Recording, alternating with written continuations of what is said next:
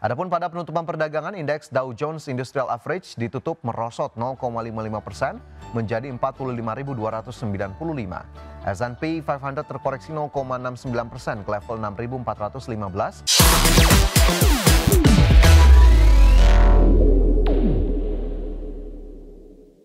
Ya, selanjutnya dari pergerakan bursa global, pemirsa, bursa Wall Street memulai September dengan kinerja yang lesu pada Selasa setelah investor mencerna putusan pengadilan banding federal yang menyatakan sebagian besar kebijakan tarif Presiden Donald Trump ilegal. Putusan ini menambah ketidakpastian di pasar. Adapun pada penutupan perdagangan, indeks Dow Jones Industrial Average ditutup merosot 0,55% menjadi 45.295. S&P 500 terkoreksi 0,69% ke level 6.415 dan indeks Nasdaq Composite melemah 0,82% ke posisi 21.279. Sementara itu, bursa saham Eropa berakhir di dekat level terendah dalam 1 bulan seiring meningkatnya kekhawatiran investor terhadap tekanan fiskal global yang mendorong lonjakan imbal hasil obligasi. Pada penutupan perdagangan, indeks Stoxx 600 anjlok 1,5% ke posisi 543,17. Indeks DAX Jerman merosot 2,29% ke level 23.487. Indeks FTSE 100 Inggris menyusut 0,87% ke posisi 9.116.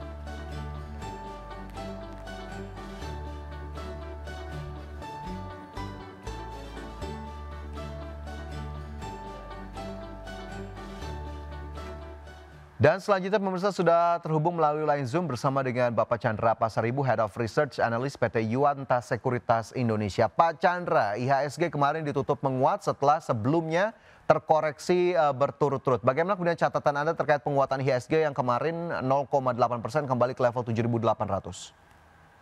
Sebenarnya kita basically secara level indeks mungkin balik ke titik sebelum terjadi kerusuhan di Jakarta kemarin itu ya. Jadi harusnya dengan kemudian pemerintah bisa mengendalikan situasi keamanan, basically terus kerusuhan tidak meluas ke daerah-daerah lain. Jadi isu kerusuhan itu bisa dikontain sehingga akhirnya memang even di hari Senin pertama itu mungkin koreksinya agak relatif nggak terlalu dalam ya, jadi sempat koreksi sebentar, habis itu rebound sedikit. Kemudian kemarin kita lihat juga masih ada sedikit penguatan di market meskipun mungkin masih agak ragu-ragu ya, jadi mungkin cair karena ditakutkan mungkin ada kelanjutan daripada demonstrasi, tapi pada kenyataannya sejauh ini cukup kondusif ya keadaan.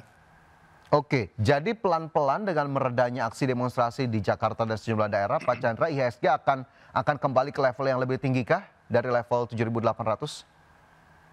Mungkin akan melihat situasi karena sejauh ini kan yang fighting fire ya, jadi apinya udah dipadamkan dulu, tapi penyebab daripada kebakaran itu sendiri belum disentuh lah gitu ya, jadi masih dalam proses pemerintah melihat berbagai macam kebijaksanaan yang harus digulirkan ke depan, termasuk juga mungkin mengadres pertumbuhan ekonomi gitu ya. Jadi balik daripada tekanan yang kemarin itu relatif karena kondisi keamanan, tetapi inti isunya di mana ada perlambatan pertumbuhan ekonomi, mungkin juga ada perlakuan hukum yang relatif tidak adil, terus mungkin juga pajak PBB, jadi berbagai macam isu yang kombinasi sampai dengan pecahnya demonstrasi ini juga harus diadres satu-satu sih sama government sebelum kita bisa melihat mungkin IHSG bisa ke level yang lebih tinggi sih. Oke, jadi memang masih banyak hal yang dilihat kembali oleh investor ataupun pelaku pasar terkait dengan apa yang sedang terjadi ataupun berkembang di Indonesia. Tapi kalau kita lihat penopang utama dari penguatan kemarin apa sih Pak Chandra sebetulnya? Apakah kemudian ada rilis data terbaru padahal ya kita tahu BPS merilis ada deflasi, atau justru memang sektor-sektor tertentulah yang kemarin bergerak cukup signifikan dan menjadi buruan investor? Sejauh ini kelihatannya market masih ditunjang oleh liquidity ya. Jadi beberapa stok seperti yang di grupnya Barito atau bahkan di grupnya Sinarmas itu masih mendapatkan topangan dari sisi liquidity yang cukup tinggi ya. Yang sebenarnya sejauh ini kalau kita lihat di market sendiri agak sedikit anomali ya, karena kita kalau misalnya year to date performance IHSG-nya tuh plus 10 kalau nggak salah. Tetapi kalau misalnya kita lihat di LQ45-nya itu minus 4. gitu ya. Jadi memang kelihatannya sejauh ini year to date banyak terjadi support daripada sisi liquidity market relatif terhadap fundamentals ya, karena di LQ sendiri kelihatannya masih underperform sejauh ini.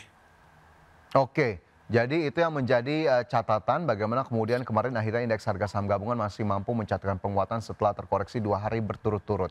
Dari domestik ada demikian begitu, tapi dari global juga sepertinya ini agak cukup gloomy juga Pak Chandra. Wall Street-nya terkoreksi, Eropanya juga berakhir di zona merah. Apakah ini akan kembali membebani pasar saham domestik kita?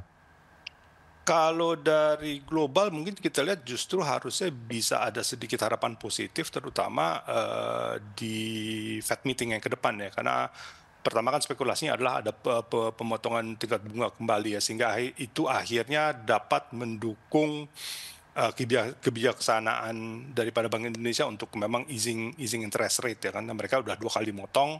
Kalau Fed-nya juga di dalam ritme yang sama, itu basically akan menjadi katalis positif.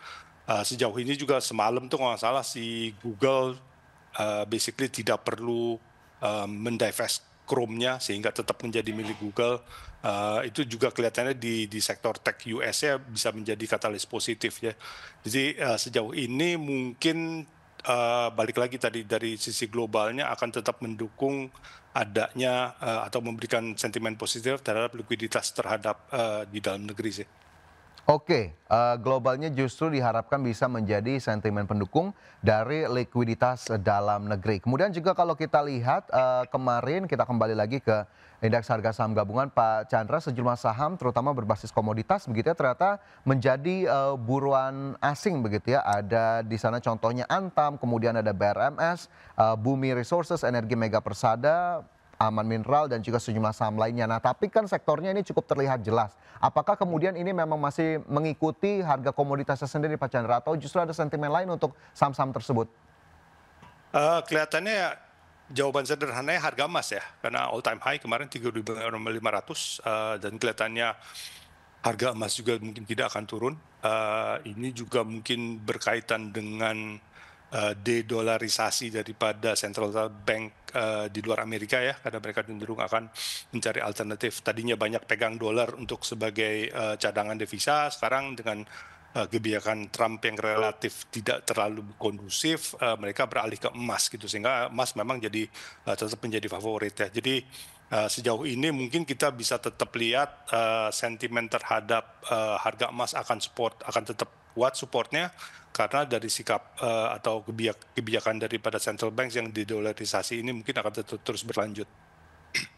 Oke, jadi memang lagi-lagi masih mengikuti bagaimana kemudian perkembangan harga komoditasnya dan juga harga komoditas sendiri. Tadi ada sejumlah faktor-faktor yang kemudian mendukung harga bahkan mencapai all time high. Tapi secara general, Pak Chandra kalau dari sektor itu mungkin ada tidak sih yang memang cukup menarik untuk diperhatikan saham-sahamnya sendiri?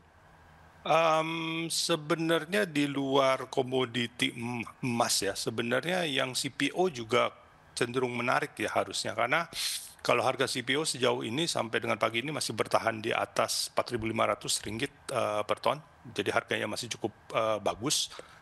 Sedangkan kalau misalnya dilihat share price-nya kemarin, beberapa saham CPO itu terkoreksi justru ya, karena mengikuti market yang kemarin juga terkoreksi. Tapi sejauh ini belum rebound sih. Jadi harusnya mungkin ada opportunity di situ ya, karena harga CPO-nya tetap bagus dan kelihatannya juga kita di EU kalau nggak salah secara legal kita menang ya, bahwa tidak ada tekanan bahwa deforestasi dan segala macam itu mungkin kita bisa avoid lah selama kita bisa mengikuti standar daripada Eropa, sehingga kita akhirnya mungkin bisa jualan ke market Eropa. Oke, baik. Jadi komoditas tadi ada sektor berbasis emas, kemudian juga CPO. Ini dua sektor yang bisa saja diperhatikan untuk kemudian bisa diambil peluang ataupun momentum. Tapi sekali lagi pemirsa tetap keputusan investasi dikembalikan kepada masing-masing dari Anda. Baik, sebelum kita menuju ke opening market Pak Chandra, untuk indeks harga saham gabungan hari ini sebetulnya terlihat atau diproyeksikan arahnya kemana? Apakah akan kembali melanjutkan penguatan atau justru ada level-level yang perlu ditembus terlebih dahulu untuk IHSG? Mungkin akan terjadi penguatan sedikit lah ya. Saya nggak yakin bahwa akan bisa tembus ke psychology level 8.000. ya mungkin dia akan bergerak di sempit di sekitar 7.800 sampai 8.000. Balik lagi tadi, sejauh ini yang masih menjadi penopang daripada indeks adalah likuiditas. Likuiditas so far kalau kita lihat trading value hariannya cukup bagus ya. Hampir sekitar 15-16 triliun sehari gitu. Jadi itu basically yang menjadi sumber daya penopang terutama. Tapi kalau kita lihat dari sisi fundamental, balik lagi tadi gitu loh, ini masih harus ada proses dan pembuktian apakah memang kita bisa keluar daripada terutama kondisi konsumsi yang relatif terasa depres gitu ya. Jadi masih butuh waktu pembuktian di situ sih. Oke, masih butuh waktu pembuktian di sana. Tapi level yang bisa diperhatikan terdekat mungkin Pak Chandra, IHSG ini di level berapa saja? Mungkin hari ini sekitar akan mencoba ke arah 7.900 kali ya.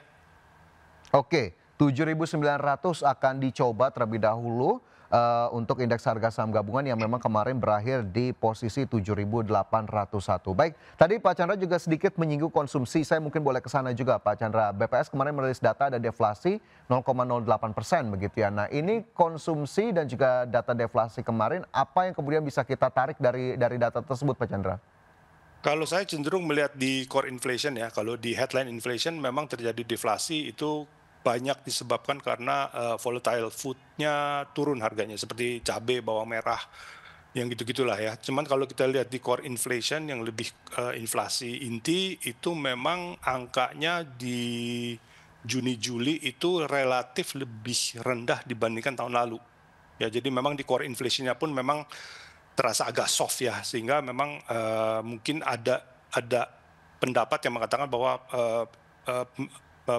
konsumsinya relatif rendah, including mungkin dari Mandiri Spending Index juga orang kelihatannya konsumsinya agak nahan diri ya, terutama untuk yang durable goods ya. Jadi balik ke konsumsi basic ya. Jadi memang di situ balik lagi tadi memang kita lihat masih ada sedikit banyak permasalahan di situ.